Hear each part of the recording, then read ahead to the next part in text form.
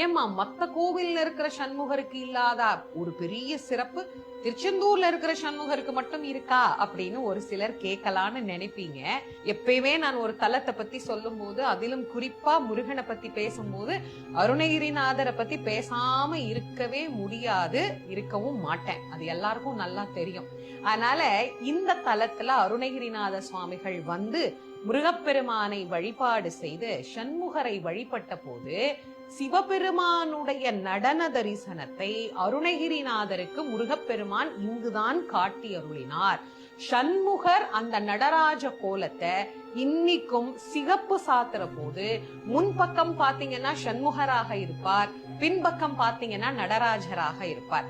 இன்னைக்கும் அருணகிரிநாதருக்கு நடராஜ தரிசனம் காட்டியது நானும் எங்க அப்பாவும் வேற இல்லப்பா, ரெண்டு பேரும் ஒண்ணுதான் அப்படிங்கறத காட்டிய கோலத்தை சண்முகர்